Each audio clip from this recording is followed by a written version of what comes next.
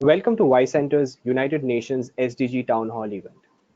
This week at Ycenter, we are celebrating the collective action of global stakeholders to help achieve the reality of global goals. Today's topic is aimed at sustainability and innovation.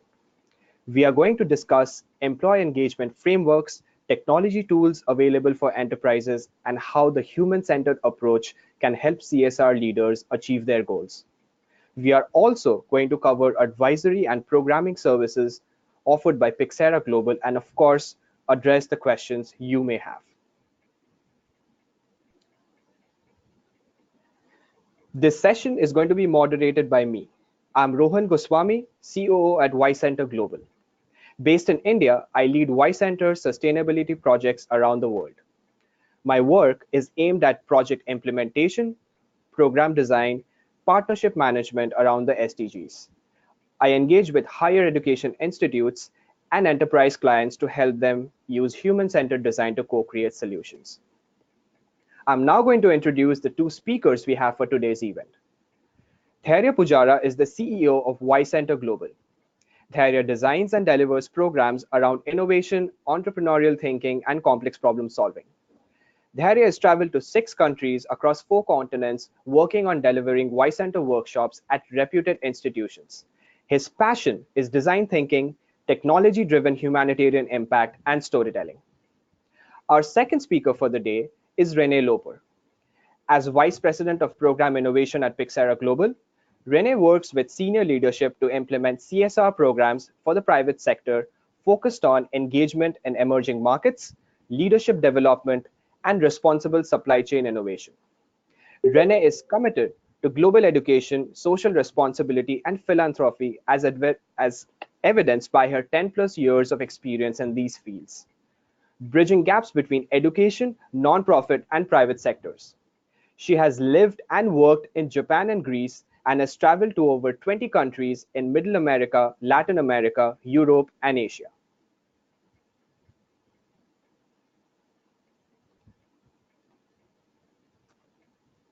On today's webinar, we aim to cover all aspects of SDG engagement for CSR leaders. However, we would also love to hear your comments and questions through an open discussion in the end. For those of you who are joining us via mobile phones, we would love to have you open up your mic and ask the questions during the Q&A session in the end. For those of you who are using your web or online applications, please feel free to send us your questions via the chat application in the meeting room.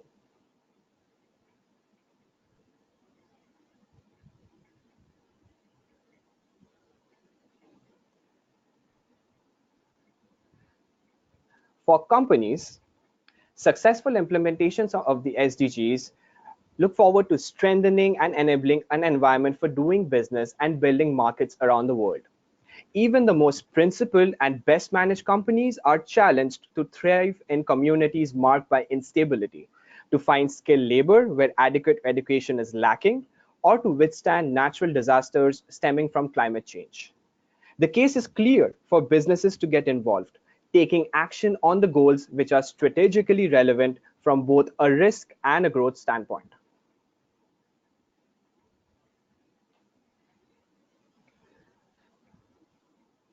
As we all know, these are the 17 sustainability goals set by the UN for 2030 and will act as a guiding framework for our discussions moving ahead.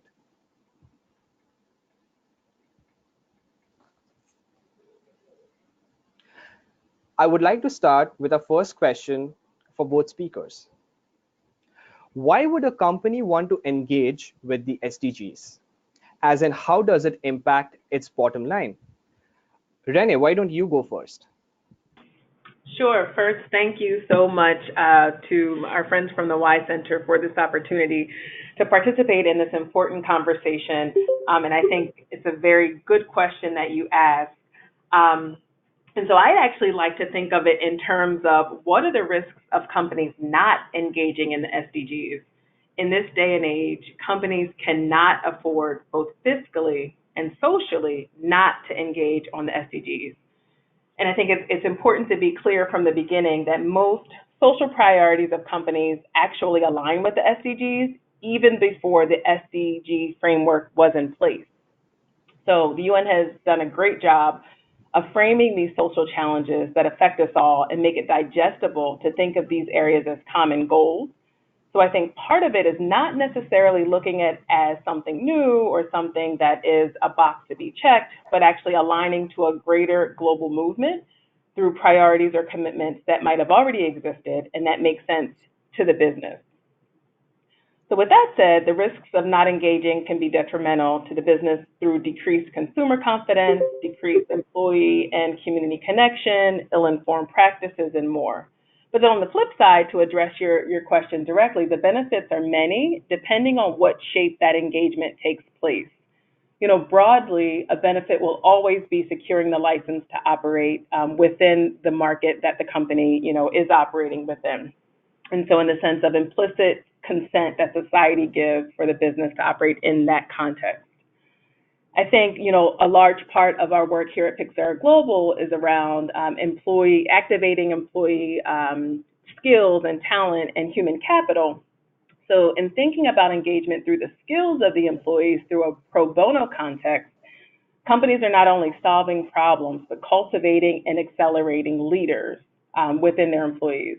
And so this happens through the actual immersion into the communities and the organizations, which could be nonprofits, small and medium enterprises, what have you, that are actually on the front lines of dealing with these complex issues. So through the skills of the employees, they're not only able to build the capacity of these organizations through skills and knowledge transfer, but together they're able to co-create solutions to these challenges. And I'd like to give just one example, from one of our corporate partners who was a leader in the financial services industry. So a priority for their social responsibility and sustainability commitments include goals 8 and 11. So that's decent work and economic growth in sustainable cities and communities. And so this particular firm had previously made a significant long-term financial investment to accelerate the economic revitalization of target cities where they operate. And so realizing that there was an opportunity for a more holistic and strategic approach, we work with them to put the capabilities and knowledge of their people to work for these communities and within these communities, meaning employees from different functions from around the world came together to one location, formed small teams, and worked within the nonprofit partner for several weeks. And so through this, the company realized that their nonprofit partners face significant operational challenges that the firm could quite easily help fix, again, through skills and knowledge transfer. So by investing in nonprofit partners in this way, the firm is able to strengthen the underlying systems needed to support and deliver sustainable change. And I think it's no secret, obviously that nonprofits play an important role in building communities by providing these critical services that contribute to economic stability and mobility. So that's just one way, for the company, the benefits, back to the question of, tangible benefits. For the company, the employees not only feel more valued and proud to work for their employer, but they bring back insights for innovation, learnings that inform new products, services, approaches to problem solving, and even new approaches to ways of working. And so I know you're going to talk a little bit shortly about design thinking and human-centered design, but one of the ways that we work with our partners in preparing their employees to engage with nonprofits is through preparation and training and education on the local and cultural context. And through that, we equip them with tools and approaches for effective engagement, which include tenets of design thinking and human-centered design, coming from a place of understanding from an empathic lens, where that local organization sits, what are their strengths already, what have they tried that has already worked, and then tying that into co-creating solutions toward those social challenges, which then feed up to the global goals. And then, of course, again, the employee brings back to the company these informed ways of working and these approaches that improve their better service delivery and product development. Wonderful. Hi, this is Dhairya Pujara from Ycenter Global. Renee, thank you so much for joining this morning and That was an amazing opening. I think very inspiring to know how some of your clients are already using SDGs and how they're engaging their employees. I have two real quick stories about that clearly shows the benefits for corporations to engage with the SDGs. The first one is a small startup company based in Silicon Valley. And this is a story, a very personal story to me, because this actually happened to a friend of mine who joined this company. And as we know, Silicon Valley is now an insanely crowded place. The economy is doing well.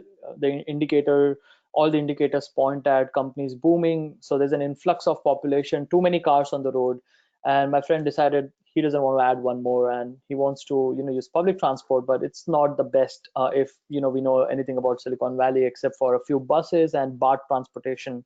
So his first question on day one joining the company was, are there ride sharing options available? I think we are all living around in similar areas. Is there any program around that? Not only can we save some money, but we can reduce our carbon footprint. And interestingly, this is actually an electrical vehicle manufacturing company, and they didn't have anything like that. So that just tells you how companies can easily ignore sometimes. But he's one of the first things he brought to his company as a young employee of a startup company was to start a ride sharing program and start leading with an example as a company even before they launched their electrical vehicles in the market.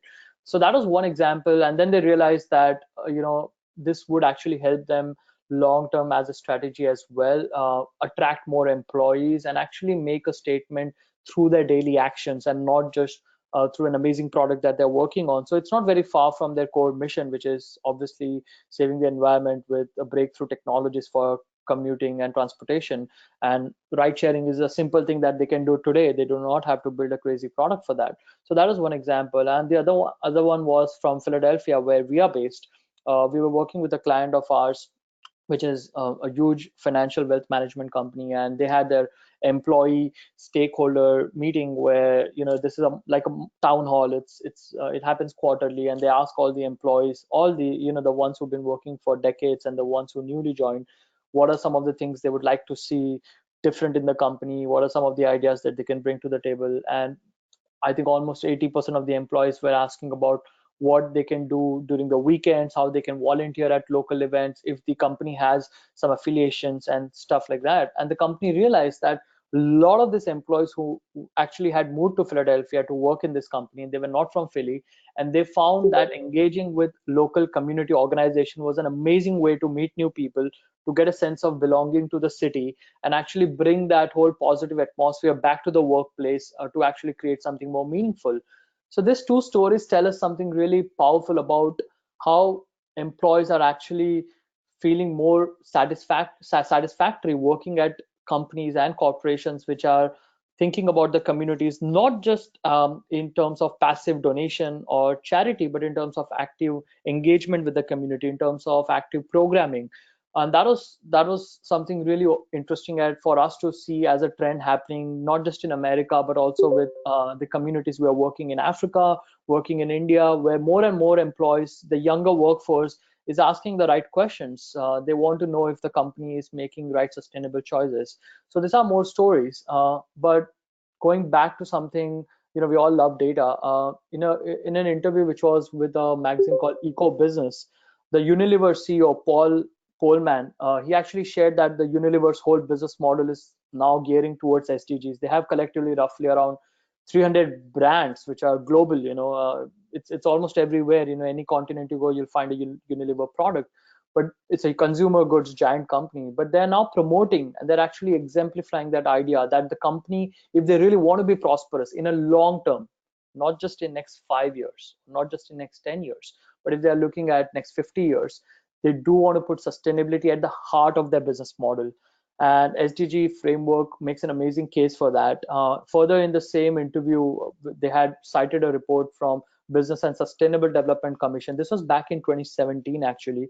It's 2 years old, but still very relevant. And back then, it showed a clear indicator there was $12 trillion of worth of business that can be generated just if you look at the four sectors of SDGs, which is energy, cities, food, agriculture, and the final one being health and well-being.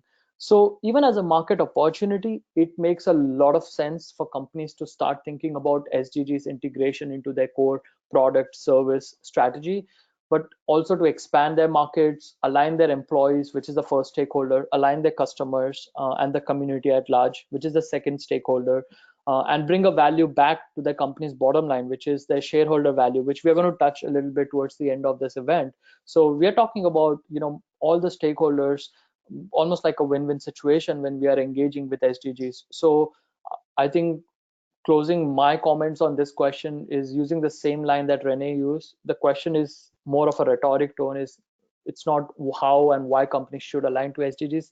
It's like, why not? It just seems like such an obvious choice to make for them. And if you are missing out on, let's call it a trend, if you want to, it's definitely going to cost you a lot of money as well. So that's our take on, benefits for corporations to engage.